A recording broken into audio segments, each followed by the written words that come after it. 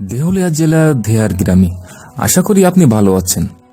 ঘটনাটি আমার বাবার সাথে ঘটে। আমি সরাসরি ঘটনায় চলে যাচ্ছি। ঘটনাটি আমার বাবার কাছ থেকে শোনা। আমি তখন অনেক ছোট যখন ঘটনাটি ঘটে। আমার বাবা অনেক ধার্মিক মানুষ ছিলেন ছোটবেলা থেকেই। প্রতিদিনই নামাজের পাশাপাশি তাহাজ্জুদের নামাজ পড়তেন সুন্দর আতরের গন্ধে এবং রাত জেগে তেলাওয়াত করতেন। একদিন বাবা কোরআন তেলাওয়াত করছেন, হঠাৎ তিনি অনুভব করেন পুরো রুমটা সুন্দর আতরের গন্ধে ভরে গেছে। আতরের গন্ধটা অনেক তীব্র হচ্ছে ধীরে ধীরে। হঠাৎ করে কারেন্ট চলে যায়। বাবা মোম জ্বালিয়ে তেলাওয়াত মগ্ন ছিলেন। তিনি তখন দরজা খুলে যাওয়ার শব্দ পান। তিনি পেছনে তাকিয়ে দেখতে পান সাদা কাপড় পরে একটা মেয়ে আসছে এবং অনেক সুন্দর। বাবার ভাষ্যমতে মেয়েটা জায়নামাজের পাশে বসে এবং বাবাকে বলে, আপনার কণ্ঠস্বর অনেক সুন্দর। মেয়েটি দেখে বাবা অত্যন্ত ভয় পান এবং দৌড়ে পাশের রুমে এসে আমার দাদির কাছে এসে অজ্ঞান হয়ে যান। সেদিন রাতে বাবা আর নামাজ পড়েন না, দাদির পাশে ঘুমিয়ে রাত পার করেন। এরপর থেকে বাবার যে দিন কোরআন তেলাওয়াত করতেন সেই দিনই মেয়েটি আসত, ফলে বাবা অনেক ভয় পেতেন। যার ফলে দাদি বাবাকে এক হুজুরের কাছে নিয়ে যান। হুজুরের কাছে জিন ছিল। হুজুর জিনের মাধ্যমে জানতে পারেন যে মেয়েটি আসত সে পরিসম্প্রদায়ের ছিল। সে বাবাকে পছন্দ করত।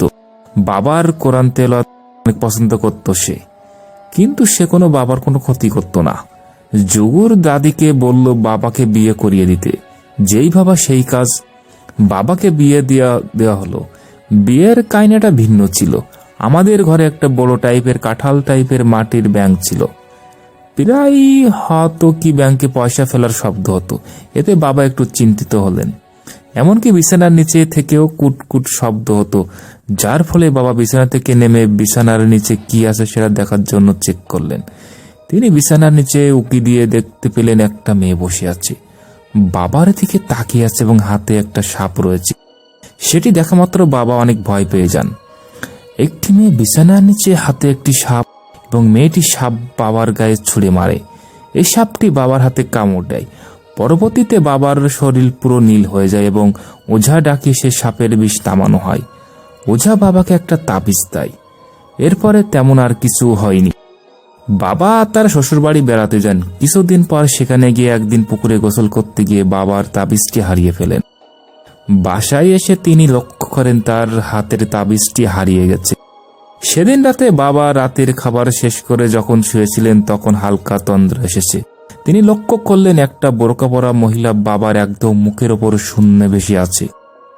সেটা দেখা মাত্র মহিলাটা বাবার গলা চেপে ধরেন এবং বাবা গনগলাচ্ছিলেন। এমন সময় আম্মুর ঘুম ভেঙে যায়। আম্মু বাবাকে ধাক্কা দিতে সেটা গায়েব হয়ে যায়। পরের দিন উঠে নানিকে ব্যাপারটা জানানো হয়।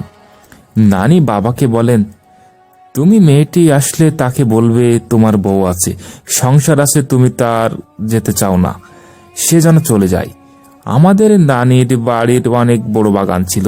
বাবা ওই দিন বিকালে বাগানের দিকে যান। তখন ফলের মৌসুম ছিল। বাগানের দিকে গিয়ে ভেতরে অনেক দূর থেকে দেখতে পান সাদা কাপড় পরা একটা মেয়ে ভেসে ভেসে আসছে। বাবার কাছে এসে মেয়েটি বাবাকে বলে, আমি তোমাকে আমার দেশে নিয়ে যেতে চাই। তখন বাবা নানির কথাগুলো মেয়েটিকে বলে যে তার সংসার আছে, তার স্ত্রী আছে, তাকে যেন ছেড়ে দেয়। যার ফলে মেয়েটি ক্ষিপ্ত হয়ে বাবাকে সজোরে আঘাত করে। সেখানে বাবা অজ্ঞান হয়ে জ্ঞান হারিয়ে ফেলে। বাবাকে খুঁজে না পাওয়ায় মামারা বাবাকে খুঁজতে গিয়ে বাবাকে বাগানে মাটিতে পড়ে থাকতে দেখে এবং তাকে ধরে নিয়ে আসে। ওই দিন বাবাকে নানিবাড়ি এলাকায় অনেক বড় এক হুজুরের কাছে নিয়ে যাওয়া হয়। হুজুর বাবাকে দেখে আসনে বসেন এবং বলেন ওই মেয়েটি বাবাকে অনেক পছন্দ করে এবং বাবাকে নিয়ে যেতে চায়, কারণ বাবা যখন বিয়ে করেছে সেটা জানতে পেরে তখন সে বাবাকে নানাভাবে ক্ষতি করার চেষ্টা করতে থাকে। এমনকি সেদিন বিছানার নিচে সাপটি বাবার গায়ে ছুঁড়ে মেরেছিল বাবাকে মেরে ফেলার জন্যই। হুজুর বললে একটা তাবিজ এবং গোসল দিলে এটি থেকে রেহাই পাওয়া যাবে। যেন সাতঘাটের পানি, গোলাপ জল, হুজুরের পানি পড়ে সবকিছু ঠিক করা হলো এবং প্রাণীর চামড়া দিয়ে তাবিজটি লিখে সেই তাবিজ ব্যবহার করতে দিলে পরবর্তীতে বাবা সেই জিনিসগুলো ব্যবহার করে এবং আস্তে আস্তে ঠিক হয়ে যায়। এরপর একদিন বাবাকে স্বপ্ন দেখানো হয় যে সেই ব্যাংকারটি ভাঙার জন্য। পরের দিন বাবা, আমি, আম্মু সবার সামনে ব্যাংকটি ভাঙতে থাকেন। রাসেল ভাই, সেটা তখন ভাঙা হয়, তখন অনেক পুরনো সময়ের কয়েন পাওয়া যায়, এমনকি অনেক জিনিস পাওয়া যায় যা আগে যেগুলো আমরা দেখিনি। বাবা জিনিসগুলো কোনো হুজুরকে দেখান না, সেগুলো নিজের কাছে রেখে দিলেন এবং এটাই ছিল ঘটনা। পছন্দ হলে পড়ে শোনাবেন। দেহলিয়া জেলার ধেয়ার গ্রামে। আশা করি আপনি ভালো আছেন। ঘটনাটি আমার বাবার সাথে ঘটে। আমি সরাসরি ঘটনায় চলে যাচ্ছি। ঘটনাটি আমার বাবার কাছ থেকে শোনা। আমি তখন অনেক ছোট যখন ঘটনাটি ঘটে। আমার বাবা অনেক ধার্মিক মানুষ ছিলেন ছোটবেলা থেকেই। প্রতিদিনই নামাজের পাশাপাশি তাহাজ্জুদের